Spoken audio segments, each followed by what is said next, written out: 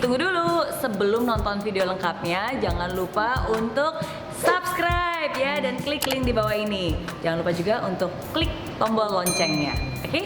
Terima kasih. Selamat menonton.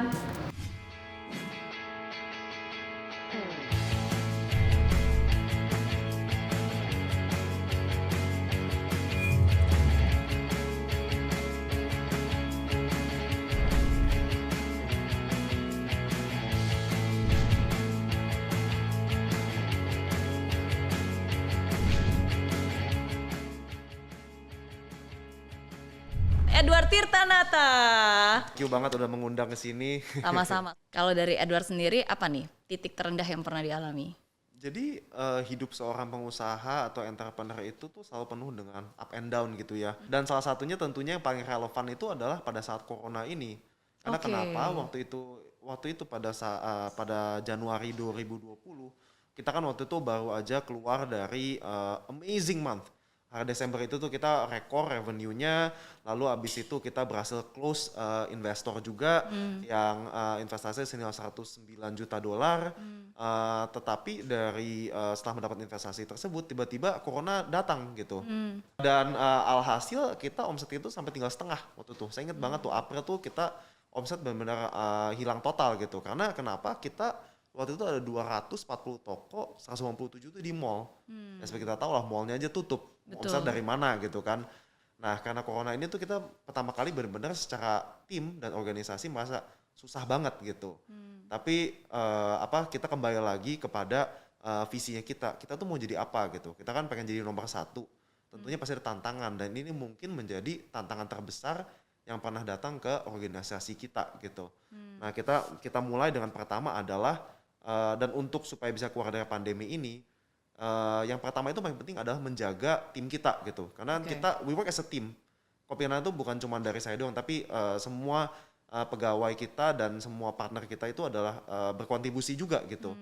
Makanya waktu itu pada saat corona mulai kita langsung ambil tindakan, kita tidak akan memecat, kita tidak akan memotong gaji, kita rugi deh nggak apa-apa, tapi yang penting kita tuh bisa menjaga pegawai kita di Kopi Kenangan supaya selalu merasa aman gitu dengan job security mereka.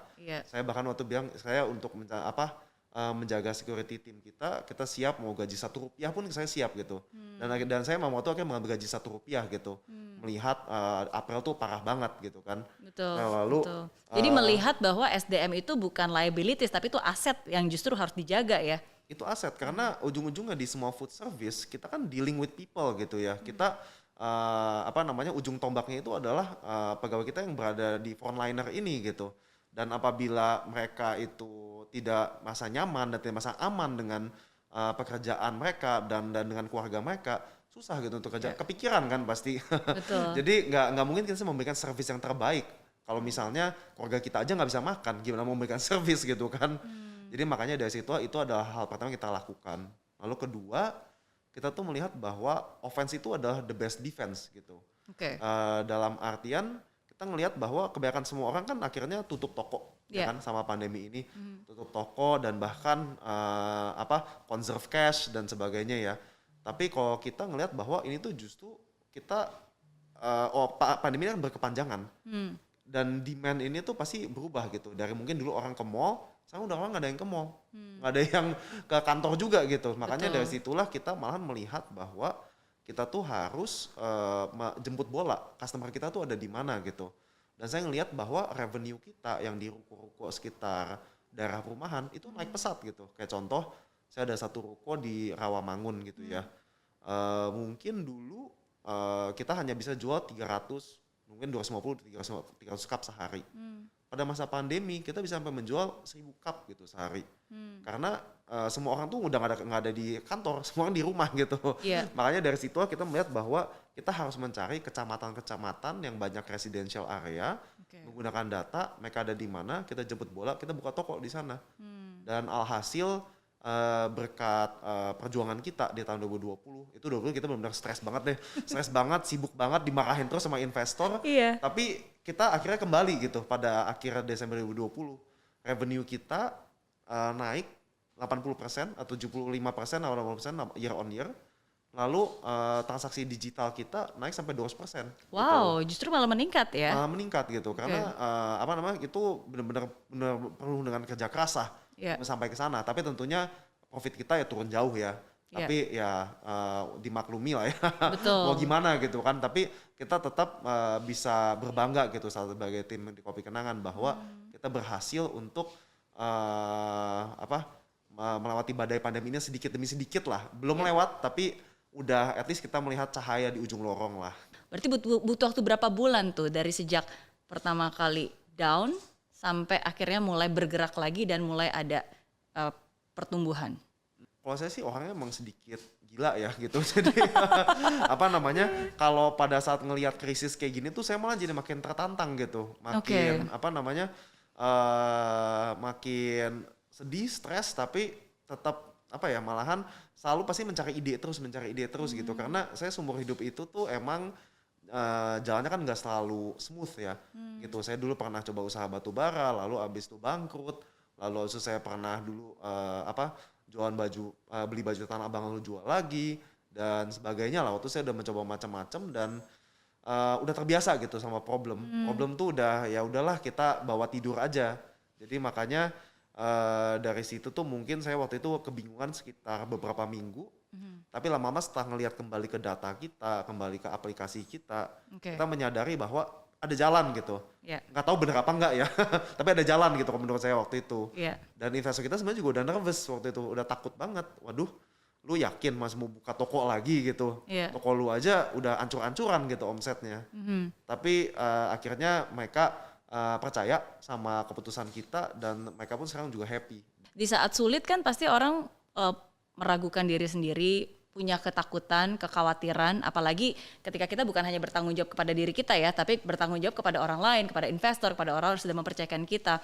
Bagaimana cara Edward selalu bisa tetap optimis dan meyakinkan bahwa ini pasti bisa? Oke, jadi ini bukan cuma investor doang ya. Saya waktu ada 3.000 karyawan dan keluarganya kan bergantung gitu sama kita gitu kan. Jadi kalau misalnya ini sampai kolaps, ya ada 3.000 keluarga nggak bisa makan gitu kan. Jadi pressure-nya tuh emang besar sekali gitu di pundak saya. Jadi dari kayak 2017 saya mulai happy-happy kan tiap hari. Nggak ada pressure gitu rasanya. Masih kecil kan satu toko. Sekarang makin apa tuh makin pusing, makin stres, uban tambah banyak gitu kan. Cuman yang membuat saya tetap percaya gitu karena ambisi saya gitu, visi saya. Kalau kita selalu tetap tahu tujuan kita akan kemana dan percaya kita bisa di sana, otomatis kita stres apapun dan sebingung apapun atau segelap apapun pasti kita selalu bisa melihat cahaya ini gitu. Oke. Dan itulah yang akhirnya bisa mendapatkan kepercayaan bukan hanya dari investor lokal saja tapi bahkan sekaliber JC, Serena Williams. Oke. Tapi sebelum itu pernah nggak sih dipandang sebelah mata? Itu dulu sering banget ya. Pada saat saya baru buka toko pertama itu teman-teman saya kayaknya nanya, lu mau bawa kemana nih Kopi Kenangan ini? Toko pertama di Kopi Kenangan? Kopi Kenangan itu di Kuningan gitu, di office ya. Karena kenapa waktu kita mau di office, karena itu yang modal paling murah gitu. Banyak orang gak nyadar, tapi buka di office itu murah. Lebih murah daripada di mall? Lebih murah jauh. Jadi waktu itu pada saat kita membuka toko pertama, banyak teman-teman dan landlord juga nanya saya, lu mau bawa kemana ini Kopi Kenangan? Saya bilang, gue mau jadi nomor 1 di Indonesia dan after that Asia Tenggara gitu. Diketawain lah. Aduh bro, nama kopinya Kopi Kenangan Mantan. Bentar juga tinggal kenangan gitu kan. You never know until you try gitu kan. Lu tuh harus selalu aim for the moon gitu kan. Even if you fail, you will land among the stars gitu. Kalau ambisinya kita itu hanya untuk membuka 1 toko, 2 toko udah puas, ya kita stuck di situ. Jadi your achievement itu hanya sebesar mimpi lu juga gitu. Kalau mimpi lu kecil ya udah lu di sana-sana aja gitu kan. Di aplikasi Mary Riana tersedia lengkap video-video YouTube terbaru saya, artikel yang up to date, post inspirasi, koleksi merchandise, workshop dan seminar yang bisa kamu dapatkan free dan download sekarang juga gratis.